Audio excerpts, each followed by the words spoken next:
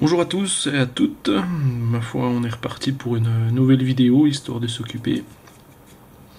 Donc ce matin je suis en train de faire des séries de tricot QR qui malheureusement devraient peu nous servir cette année, puisque la super époque pour s'en servir c'est on va dire à partir du 20 avril, 15-20 avril, et ce pendant une dizaine de jours, mais après c'est une nymphe qui peut servir malgré tout toute l'année, mais la vraie période voilà c'est fin avril quand même.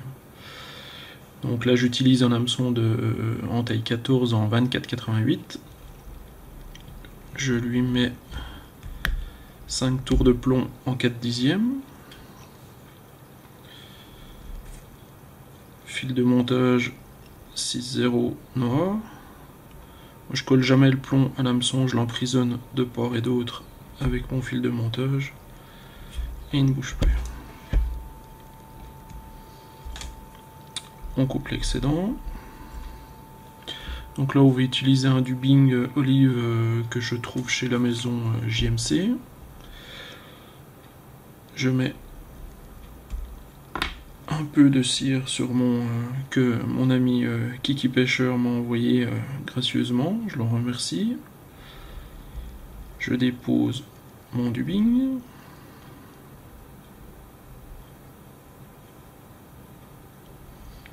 En essayant de bien le répartir sur la longueur sans faire de gros tas comme on dit quoi.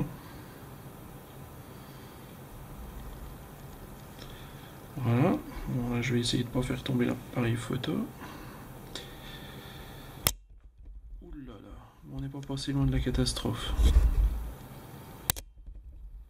Ah bah misère. Voilà, sur toute la longueur. On redescend un petit peu en bas de la courbure. Et on revient. Là, je pense que j'ai mis assez de dubbing, donc j'enlève ce que j'ai en trop. Ensuite, on va faire les naissances d'ailes. Donc j'utilise de la plume de paon, paon. Cet animal est fabuleux parce qu'on connaît surtout les grandes plumes de queue, mais sous les ailes, vous avez des plumes brunes et grises qui ont un grand intérêt pour le montage. Et là, j'utilise des plumes grises, donc que vous trouvez donc sous les ailes du paon.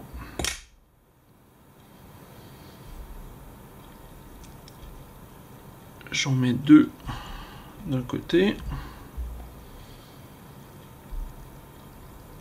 deux de l'autre, de cette façon en 8 dessus. Vous fixez, on coupe l'excédent. Ensuite on repart pour une opération dubbing de lièvre, cette fois-ci naturelle, donc toujours une petite longueur de cire qui nous permet au dubbing de mieux tenir.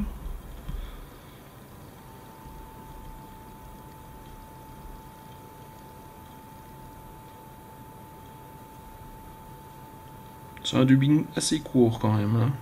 Fait maison.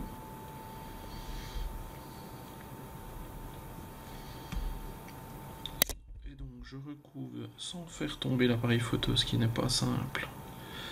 Je vais le tenir en même temps de la main gauche. Voilà. Donc je viens recouvrir, là je forme un gros thorax bien dodu. Donc voilà, on a recouvert l'endroit où on avait fixé les naissances d'ailes. On commence à préparer la tête. Donc là c'est le moment de couper ces naissances d'ailes. On laisse un peu moins d'un centimètre. On s'arrête à peu près à la courbure de l'hameçon. Il reste à mettre les antennes. Donc vous prélevez deux fibres dans une coupe de sabre de faisan avec des jolies pointes. Voilà, on règle à peu près. Et on fixe. Une fois que c'est fixé, on arrache. On forme une tête, on n'a pas peur de faire une belle tête.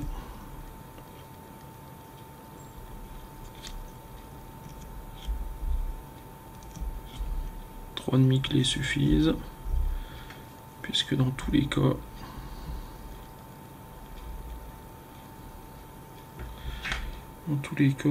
je colle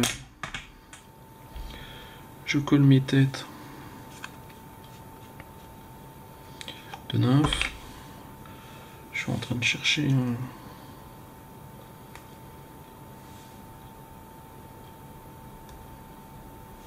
à la colle forte, pas au vernis. Voilà, on a beau avoir confiance en ses nœuds, un petit coup de colle sur la tête,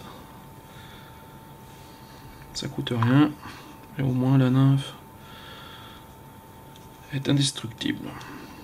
Voilà, un petit cuvert. Bon montage.